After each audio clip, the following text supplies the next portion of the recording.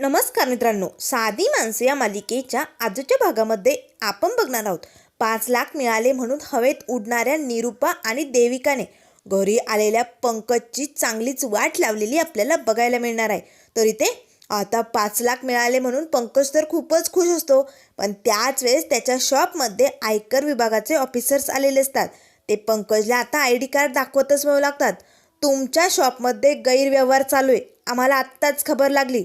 पंकज घाबरतो, नाही नाही सर, मी काही गैरव्यवहार केलेला नाही आहे, हे बघा आत्ताच डील झाली, 5 लाख दिलेत त्या लोकांनी मला आणि ते सामान घेऊन गेलेत, फक्त मी बिल केलं नाही हो. त्यावर लगेच ते ऑफिसर्स त्यातली एक नोट हातात घेतात आणि म्हणू लागतात, फसले आहात तुम्ही खूप मोठ्या जाळ्यात, हे पैसे नकली आहेत. आता मात्र पंकजला धक्का बसतो, काय पैसे खोटे, हे कसं शक्य आहे. आता पंकज मात्र धपकन त्या खुर्चीवरती बसतो आणि गाणं म्हणू लागतो, ए रे रे पावसा, पैसा झाला खोटा, अरे देवा हे सगळं काय झालं, माझा मालही गेला आणि पैसेही खोटे, हे कसं शक्य आहे.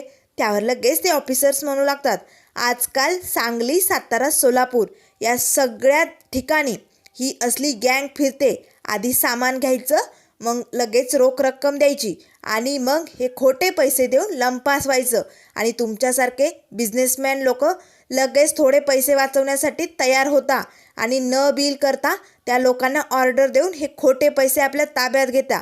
चला हे पैसे आमच्या ताब्यात द्या. तेव्हा पंकज लागतो, सर अहो माझे पैसे नका नेऊ हो. त्यावर ते सर म्हणू लागतात, खोटे पैसे आहेत, काय करणार आहात तुम्ही, चला पटकन, सेम केस आहे. तेव्हा पंकज लागतो, सेम केस म्हणजे. त्यावर ते ऑफिसर्स म्हणू लागतात, अशा सांगलीमध्ये खूप केसेस झाले आहे, त्यामुळे आता तुमचं सगळं काही भांडं फुटलं गेलं आहे, आता पुन्हा असे धंदे करायचे नाही. त्यावर पंकज लागतो, पण सर माझा माल तरी द्यावं मला. त्यावर ते सर म्हणू लागतात, तुम्ही एक काम करा, पोलीस स्टेशनला जा, तुमचा माल तिकडे तुम्हाला मिळून जाईल. असे म्हणत ते ऑफिसर्स आता पैसे घेऊन तिकडनं गेलेले असतात. पंकजला मात्र काय करावं काही सुचत नाही, मालही गेला, 5 लाखही गेले, मी काय करू आता, माझी तर पुरी वाट लागली, अशाने तर माझा बिझनेस डुबून जाईल. असे म्हणत आता पंकज मात्र रडू लागतो. तर इकडे घरी आता मीरा रियाला म्हणू लागते, रिया अगं काय केलंस तू, हा खूप महत्त्वाचा कागद होता, यावरती लिहिलं आहे, आता हा कागद नाही होणार ग सबमिट. त्यावर लगेच आता रिया म्हणू लागते, सॉरी मीरा वहिनी, खरंच मला माहिती नव्हतं ग हा तुझ्या कामाचा कागद आहे म्हणून.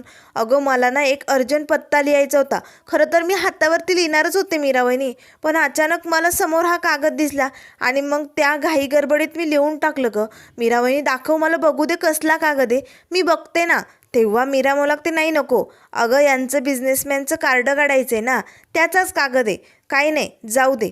त्यावर लगेच रिया म्हणू लागते, मीरा वहिनी अगं काही प्रॉब्लेम आहे का, काय झालं आहे मला सांगशील का, कसला पेपर आहे हा, मला सांग ना, मी पुन्हा मिळतो की काय बघते. त्यावर मीरा म्हणू लागते, नाही काही प्रॉब्लेम नाही आहे, जाऊ दे मी माझं बघते. तेव्हा रिया विचारू लागते, मीरा वहिनी काय झालं आहे. त्यावर मीरा म्हणू लागते, अगं रिया मला ना म्युन्सिपल ऑफिसमध्ये ना आज 3 वाजेपर्यंतच हा कागद त्या मॅडमला पोच करायचा होता गं.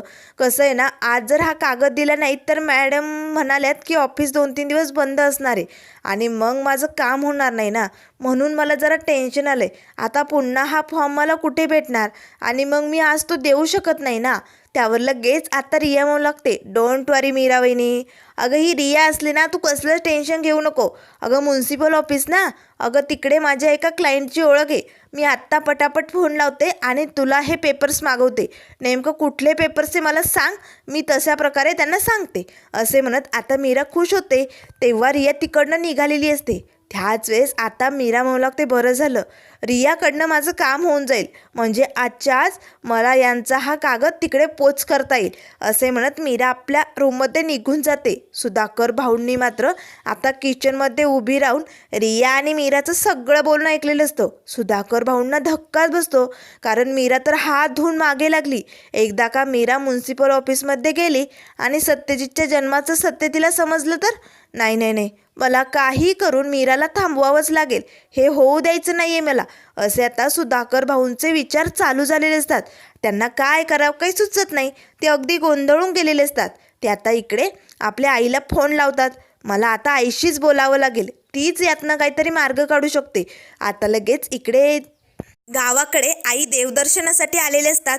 आता सुधाकर भाऊंचा फोन आलेला बघताच आई मनाशीच म्हणू लागतात, काय झालं सुधाने आज असा अचानक का फोन केलाय, बघतेच असे म्हणत आजींनी फोन उचललेला असतो. तेव्हा आजी म्हणू लागते, सुधा अरे बोल ना, कशासाठी फोन केला, बरा आहेस ना तू?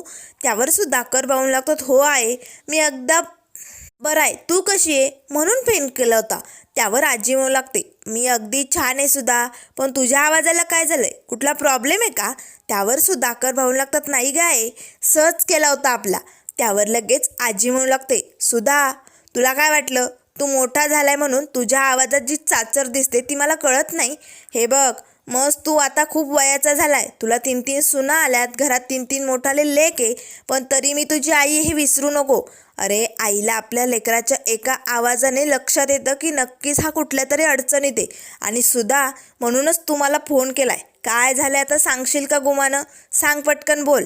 त्यावर लगेच आता सुधाकर भाऊ लागतात, आहे काय बोलू आणि कसं सांगू, मला खरंच काही कळत नाही आहे ग. तेव्हा आजी म्हणू लागते, जे काही असेल ते बोलून टाक. अरे नको मनात टेन्शन घेऊ, हे बघ काय असेल कुणाचा बद्दल आहे ते सगळं सांगून टाक, कोण त्रास देत आहे आता, काय झालंय का घरात? त्यावर सुधाकर भाऊ म्हणू लागतात, आहे अगं मीराचंच टेन्शन, दुसरं काय नाही. तेव्हा लगेच आजी म्हणू लागते, काय अरे सुद्धा काय बोलायलाय तू, अरे मीराचं कसं टेन्शन असेल, अरे ती तर किती गुणी पोरगी रे, अरे अख्खं घर सांभाळते, सगळ्यांना जपून ठेवते, आणि तिचं काय टेन्शन आलंय तुला? त्यावर सुधाकर भाऊ लागतात, आहे अगं मीरा ना सत्यजितचा जन्माचा दाखला मागते माझ्याकडे. अगं खूप वेळा मी ते टाळाटाळ करायची प्रयत्न केला गं, पण ती ऐकायला तयारच नाही आहे. ती हात धुवून मागेच लागली, मला ना काय उत्तर द्यावं काही कळतच नाही आहे. त्यावर लगेच आजी म्हणू लागते, हो मलाही तिने फोन केला होता आणि त्याबद्दलच विचारत होती, पण मी ना टाळून टाकलं आणि फोन बंद केला, आणि आता तुला विचारते का? त्यावर सुधाकर भाऊ म्हणू लागतात, विचारत नाही आहे अगं, खूप वेळा विचारलं, मी टाळाटाळ केली म्हणून तिने आता मला विचारणं बंद केलंय, पण आता ती म्युन्सिपल ऑफिसमध्ये जाऊन सत्यजितच्या जन्माची माहिती काढणार आहे, त्याचीच तयारी चालू आहे तिची. आणि आहे मीरा कशी पोरगी तुला माहिती आहे ना गं, एखादी गोष्ट जर तिने मनावर घेतली ना तर ती पार पाडल्याशिवाय ती मागे पुढे बघत नाही, आणि या पोरीने जर खरंच सत्यजितच्या जन्माचं सत्य शोधून काढलं तर? त्यावर आजी म्हणू लागते, नाही नाही सुद्धा असं होता कामा नये, असं जर झालं तर आपल्या घराची पूर्ण घडी विस्कटून जाईल रे, आपण जे एवढ्या वर्षापासून जपून ठेवले ते सगळं निसटून जाईल. सत्यजितच्या जन्माचा भूतकाळ समोर येता कामा नये, नाहीतर आपल्या या कुटुंबावरती मोठा दुःखाचा डोंगर कोसळेल, आणि सुद्धा आपल्याला हे होऊ द्यायचं नाही आहे, त्यासाठी काही करावं लागलं तरी चालेल. त्यावर सुधाकर भाऊ लागतात, आहे मलाही हेच वाटतं गं, सत्यजितच्या जन्माचं सत्य कधीही बाहेर येऊ नये, नाहीतर खूप अवघड होऊन जाईल, आणि हा भूतकाळ आपण आजवर लपवलाय आणि तो आपल्याला अजून लपवायचा आहे, पण काय करावं डोकंच चालत नाही आहे. तेव्हा आजी म्हणू लागते, सुधा अरे काळजी करू नको, आपण दोघे विचार करू, म्हटल्यानंतर नक्कीच मार्ग निघेल. त्यावर लगेच आता सुधाकर भाऊ लागतात, बरोबरच चालेल, आपण मार्ग काढूच, पण तू कशी आहे, तू बरी आहेस ना, सगळं काही ठीक चालू आहे ना? तेवढ्यात आता रूममध्ये निरूपा येते. आता निरूपाला वाटतं की सुधाकर भाऊ एखाद्या मैत्रिणीशीच बोलतायत, तू बरी आहे ना, तू कशी आहे ना? निरूपाला खूपच राग येतो. तेव्हा निरूपा ओरडतच म्हणू लागते, काय हो, थोडा टाईम भेटला माणूस इकडे तिकडे गेलं की लगेच गुलुगुलू गुलुगुलू मैत्रिणीशी बोलायचं, तुम्हाला ना या वयात काय करावं काय सुचतच नाही, कुणाशी बोलतायत दाखवा, माझ्याकडे द्या, मी बघते तिला. असे म्हणत निरूपा पटकन आता फोन स्पीकरवरती ठेवते आणि म्हणू लागते, काय गे कोण आहेस तू, आणि माझ्या नवऱ्याबरोबर अशी गुलुगुलू कशी बोलू शकतेस तू? हे बघ मी निरूपा आहे, त्यांची बायको आहे, माझ्या परवानगीशिवाय तू माझ्या नवऱ्याशी बोलू शकत नाही, लक्षात ठेव. त्यावर आता मात्र इकडनं आजीने तर निरूपाला हिसकाच दाखवलेला असतो. तेव्हा आजी म्हणू लागते, ए निरूपा, तुझ्या नवऱ्याआधी तो माझा पोरगा आहे, एक गोष्ट लक्षात ठेव, माझ्या पोराबरोबर कधी बोलायचं कसं बोलायचं याची परवानगी घ्यायची मला तुझी गरज नाही. आता मात्र निरूपाला धक्काच बसतो, अरे बापरे सासूबाई, सॉरी सॉरी सासूबाई, मला वाटलं त्यांची मैत्रीणच आहे, सॉरी हा, बोला तुम्ही बोला, कशा आहात तुम्ही? तेव्हा आजी म्हणू लागते, मला काय धाड भरली, मी मस्त ठीक आहे. तेव्हा निरूपा म्हणू लागते, बरं चालेल, तुम्ही गावाकडे आरामात राहा, इकडची काळजी करू नका, घ्या यांच्याशी बोला. असे म्हणत आता निरूपा तिकडनं पळ काढते, कारण या आजीची एकदा का बोलती चालू झाली की माझं काही खरं नाही, म्हणून निरूपा तिकडनं गायब होते. तेव्हा सुधाकर भाऊ लागतात, बरं आहे, काही झालं तर मी तुला फोन करतो आणि तुला जर काही सुचलं तर तू मला कळव.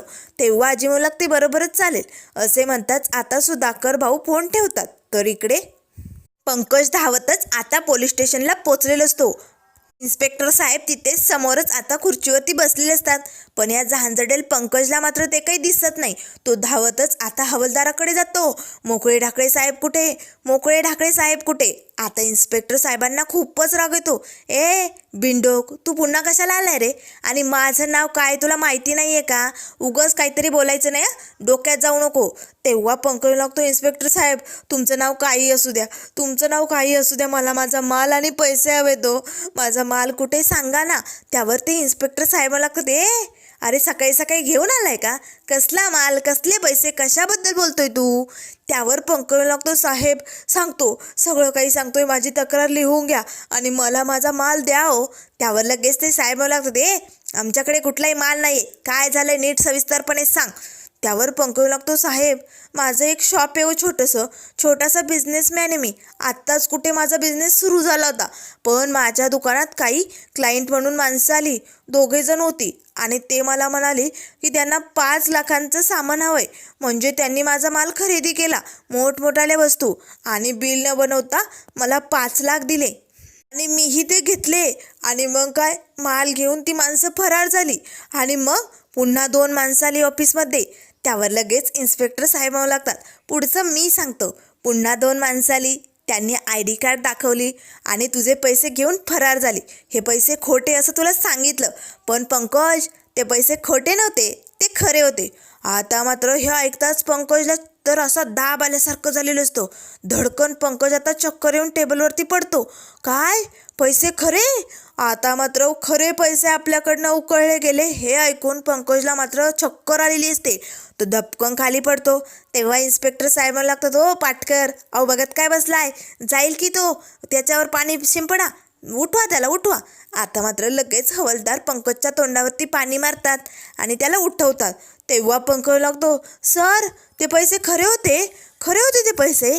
तेव्हा इन्स्पेक्टर साहेब लागतात, हो तुला त्या लोकांनी गंडवलंय, फसवलंय. अरे ती गँग आहे, आधी यायचं, माल खरेदी करायचा. तुमच्यासारखे बिझनेसमॅन लोक बिल न बनवता त्यांना माल देता, पैसे घेता आणि मग ते गेल्यानंतर लगेच पुन्हा आयकर विभागाची माणसं येतात, जणू ID कार्ड दाखवतात आणि तेच पैसे तुमच्याकडनं लंपास करून घेऊन जातात. खोटे पैसे तसं सांगतात आणि पळवतात तिकडनं आणि तुम्ही बिनडोक लोक फसले जाता. ID कार्ड बघितलं होतं कोणती आहेत की नाही माणसं?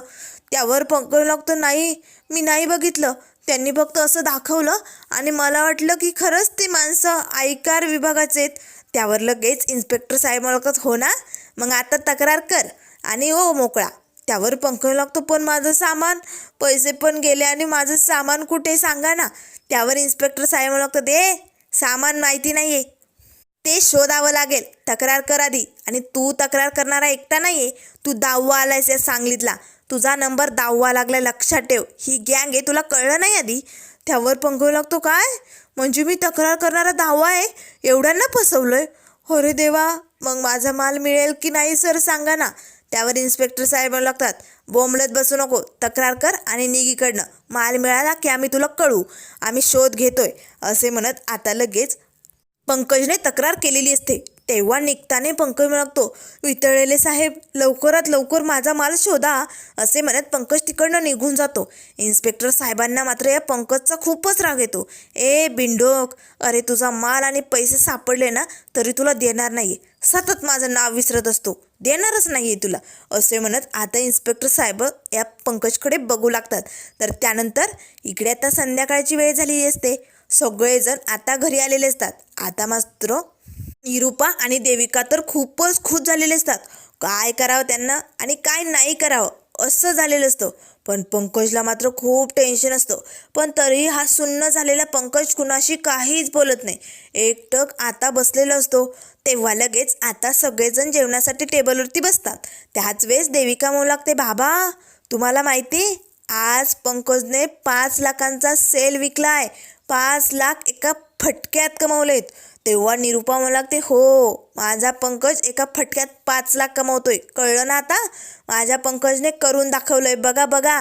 पंकज मात्र मनाशीच म्हणू लागतो, अरे देवा, या दोघी तर खूपच खुश आहे. आणि मी जर सगळं खरं यांना सांगितलं, माझे पैसेही गेले आणि मालही गेला, तर ह्या दोघी मला सोडणार नाही, माझी वाट लावून टाकतील, मी काय करू? असे म्हणत आता पंकज गप्पच असतो. त्यावर लगेच निरुपा म्हणू लागते, पंकज हे बघ, अरे आज तू एवढं प्रॉफिट केलंय ना, म्हणून मी तुझ्यासाठी स्वतःच्या हाताने गुलाबजाम बनवले. चल बरं, तुझ्यासाठी गोडाचं काहीतरी बनवले म्हटल्यानंतर तोंड गोड व्हायलाच पाहिजे की नाही? त्यावर लगेच देविका म्हणू लागते, आई थांबा, अहो मी पंकजच्या आवडीची गरमागरम जिलेबी मागवली. बेबी तू आधी जिलेबी खा. तेव्हा निरुपा म्हणू लागते, नाही या, आधी आईच्या हातचे गुलाबजाम. असे म्हणत आता निरुपा पंकजच्या तोंडासमोर गुलाबजाम धरते आणि देविका जिलेबी. त्याला काय खावं आणि कुणाचं ऐकावं, कुणाशी काय बोलावं काही सुचत नाही. त्याच वेळेस आता सत्या आणि मीराही आलेली असतात. सत्या तर या फुसक्याकडे बघूच लागतो. या फुसक्याचा एवढा लाड, 2-2 गोडाचे पदार्थ संगच तोंडात. आता निरुपाने आधी गुलाबजाम भरवलेले असतो, मग देविकानेही लगेच तोंडात जिलेबी कोंबलेली असते. पंकज मात्र गप्पच असतो. त्यावर लगेच आता देविका म्हणू लागते, बघा बघा आई, माझ्या पंकजने एवढं प्रॉफिट केलंय, एका फटक्यात 5 लाख कमवलेत, पण तरीही किती शांत बसलाय, बघितलं ना? तेव्हा लगेच आता निरुपा म्हणू लागते, हो माझा बाबड्या हायच कुणाचा. त्यावर देविका म्हणू लागते, कारण इतरांसारखे वायफट बडबड करायला त्याला आवडत नाही ना. हुशार लोक, बिझनेसमॅन लोक असेच असतात, शांततेत एकदम. त्यावर लगेच पंकज मनाशीच म्हणू लागतो, मी शांततेत काय हे कारण जर तुम्हाला कळलं ना, तर हा सत्य माझी वाट लावून टाकेल. नाही नाही नाही, माझं काही खरं नाही, माझा बिझनेस डुबला जाणार आहे, मी काय करू? असे विचार पंकजच्या मनात येत असतात. त्याच वेळेस सत्याचं लक्ष या फुसक्याकडे जातं. तेव्हा सत्य आता मनाशीच म्हणू लागतो, याने जर एका फटक्यात 5 लाख कमवलेत, तर हा एवढा तोंड पाडून का बसला असेल? तेव्हा सत्य म्हणू लागतो, काय रे बाबड्या, अरे एवढं तू 5 लाखांची खरेदी करून दिली एका क्लायंटला, एवढा माल विकलाय तू 5 लाखांचा, मग तर तू लय खुश व्हायला पाहिजे, मग असा तोंड पाडून का बसलाय बाबड्या तू? तेव्हा लगेच आता देविका म्हणू लागते, तू गप्रे सत्या, सांगितलं ना, हुशार लोक असेच असतात, तोंड पाडून नाही बसला तो, तो शांत बसलाय. त्यावर पंकज लागतो, हो कारण मी खूप दमलोय ना, म्हणून जरा मला असं म्हणजे गप्प बसावंसं वाटते, म्हणून दुसरं काहीच नाही. त्यावर लगेच आता सुधाकर भाऊ म्हणू लागतात, पंकज खरंच तू मात्र करून दाखवलं. त्यावर लगेच आता रवी म्हणू लागतो, पंकज दादा, तू जर एका फटक्यात 5 लाख कमवले, तर मग माझ्या ऑर्डरचे पैसे का उधार ठेवतो रे? आता मात्र लगेच देविका म्हणू लागते, बेबी पैसे का देत नाही तू? तेव्हा निरुपा म्हणू लागते, देईल रव्या, अरे देईल. त्यावर लगेच पंकज म्हणू लागतो, रव्या अरे कसं आहे ना, तुला माहिती, माझ्याकडे ना खूप ऑर्डर आहेत अशा, आणि मग थोडे थोडे पैसे देण्यापेक्षा मंथ डेला ना मी तुला एकखटी पेमेंट देईल, म्हणून ठेवले मी तुझे पैसे. त्यावर लगेच आता सत्य म्हणू लागतो, कळला तुझा मंथ डे, महिना झाला की म्हणायचं वर्षाने देतो, आणि वर्ष झालं की पसार व्हायचं, हात मोकळे असे सांगायचं आणि मोकळं व्हायचं. त्यावर लगेच देविका म्हणू लागते, ए सत्या, तुला काय प्रॉब्लेम आहे रे? तुला बघवत नाही आहे ना? जळतो नुसता जळतो माझ्या बेबीवरती, पण बेबी तू या असल्या लोकांकडे लक्ष देऊ नको. त्यावर लगेच सत्या म्हणू लागतो, पंकज अरे तुझ्याकडे जर एवढे 5 लाख आलेत एका फटक्यात, तर मग तू बापाचे पैसे दे की परत, तू बापाचे 5 लाख देणार होता ना लगेच. त्यावर लगेच आता सत्या म्हणू लागतो, हो की नाही बाप? आता पंकजला धक्का बसतो, अरे बापरे, मी काय करू आता, कुठनं पैसे देऊ? हा सत्या पण ना. त्याच वेळेस सुधाकर भाऊ लागतात, नाही नाही पंकज, 5 लाख नको देऊ. तेव्हा पंकज लागतो, बघ बघ सत्या, बाबांना नको आहेत पैसे. त्यावर सुधाकर भाऊ लागतात, अरे मला म्हणायचे 2.5 लाख दे, 2.5 लाख तुला कामासाठी हवे असतील तर राहू दे आणि नंतर दे. त्यावर लगेच आता पंकज लागतो, 2.5 लाख पण बाबा ते. त्यावर लगेच आता सत्य लागतो, सुटत नाही आहे ना, 2.5 लाख हातनं सुटत नाही आहे ना. तेव्हा देविका म्हणू लागते, नाही बाबा तसं नाही आहे, पंकजने ना मला प्रॉमिस केलं आहे, तो मला डायमंडचं ब्रेसलेट देणार आहे, मग त्यासाठी त्याला पैसे लागतील ना. तेव्हा निरुपा म्हणू लागते, ए देविका, अगं काय बोलतेस तू, 2 दिवसावर माझा बड्डे आलाय, मी पंकजकडनं सोन्याचं नेकलेस बनवून घेणार आहे, आणि तुझं कुठून मध्येच ब्रेसलेट आलंय? तेव्हा देविका म्हणू लागते, नाही या बेबी, मला ब्रेसलेट हवंय. तेव्हा निरुपा आता पंकजचं तोंड आपल्या बाजूला वळवते, पंकज मला नेकलेस हवाय. आता दोघींची झटापट चालू असते. आता मात्र पंकज मनाशीच म्हणू लागतो, अरे देवा, या दोघींनी तर खूप मोठी स्वप्न रंगवलीत आणि जर मी खरं सांगितलं ना तर हा सत्या माझ्याच गळ्यात हार घालेल, माझी वाट लावून टाकेल. मी काय करू आता? तेवढ्यात आता सगळ्या जणांना मात्र या देविका आणि निरूपाचा राग येतो. सगळ्या जणांनी जेवायला सुरुवात केलेली असते, पण या दोघींचं मात्र मला नेकलेस, मला ब्रेसलेट एवढंच चालू असतं. तर इकडे आता मीरा आपल्या रूममध्ये आलेली असते. तेव्हा लगेच आता सत्याने तिच्या आवडीची नीलपेंट तिच्यासाठी आणलेली असते आणि स्वतःच्या हाताने सत्या तिला लावतो. तेव्हा मीरा म्हणू लागते, थँक्यू हा, खरंच तुम्ही माझ्यासाठी किती करता. त्यावर लगेच सत्या म्हणू लागतो, धूमकेतू, आपल्या माणसासाठी त्याच्या आवडीच्या वस्तू आणणं, त्याच्यासाठी खूप काहीतरी करणं मला खूप आवडतं आणि मी आपल्या माणसासाठी हे करणार आहे बरं का. जशी मी तुझ्या आवडीची नीलपेंट तुला आणली ना, तसंच मी निरूपासाठी तिच्या आवडीचं नेकलेस आणणार आहे. अगं ती बोलता बोलता म्हणाली की तिच्या बड्डेला तिला नेकलेस हवा आहे सोन्याचा. म्हणजे मला नाही मागितला तिने, पण बोलता बोलता बोलून गेली. पण बघ, मी निरूपाची ही इच्छा लवकरच पूर्ण करणार. आणि धूमकेतू, एकदा का मी माझ्या आईची ही इच्छा पूर्ण केली ना की माझी आई मला जवळ घेईल आणि अभिमानाने म्हणल, हाच माझा पोरगा आहे. आता मात्र लगेच मीराला मात्र वाईट वाटतं, कारण तिला आठवतं की मीराने निरूपाकडे म्हणजे सासूबाईंकडे सत्याचं बर्थ सर्टिफिकेट मागितलेलं असतं. त्यांनाही त्याबद्दल काही माहिती नसतं, बाबांनाही त्याबद्दल काही माहिती नसतं. नेमकं यांच्या जन्माचं काय सत्य असेल, असे असंख्य प्रश्न आता इथे मीराला पडलेले असतात. तर त्यानंतर मित्रांनो पुढील भागामध्ये आपल्याला बघायला मिळेल, इथे आता मीरा दुकानात असतानाच रिया येते आणि मला लागते, मीरा वहिनी, तुला खरंच सत्यदादाच्या जन्माचं सत्य शोधायचं आहे का? मी लगेच कॉल करते, असे म्हणत आता रियाने लगेच म्युन्सिपल ऑफिसमध्ये कॉल केलेला असतो. आता मात्र रियाला सत्य समजलेलं असतं की सत्यदादाच्या जन्माचं कुठलंही नोंद वगैरे तिथे केलेली नाही. तेव्हा मीरा म्हणू लागते, काय, असं कसं होऊ शकतं? यांच्या जन्माची नोंदच नाही आहे. मला जे वाटतंय ते खरं तर नसेल ना? त्यावर रिया म्हणू लागते, काय वाटतंय मीरा वहिनी? तेव्हा मीरा म्हणू लागते, का कुणास ठाऊक, सासूबाई सारख्या यांना म्हणत असतात, तू माझा पोरगा नाही आहे, तू माझा पोरगा नाही आहे, तू परका आहे. याचा अर्थ खरंच हे सासूबाईंचे नसतील का? तेवढ्यात सत्य येतो आणि म्हणतो, धूमकेतू, तू काय बोलायली, हे खरं आहे का? आता मात्र मीरा सत्याची कशी समजूत काढणार आणि सुधाकर भाऊ आणि आजी हे सत्य समोर येऊ देणार की नाही हे आपल्याला लवकरच बघायला मिळेल. त्यामुळे मित्रांनो, अशाच मालिकेंच्या अपडेट पाहण्यासाठी चॅनलला लाईक करा, सबस्क्राईब करा. व्हिडिओ पाहिल्याबद्दल धन्यवाद.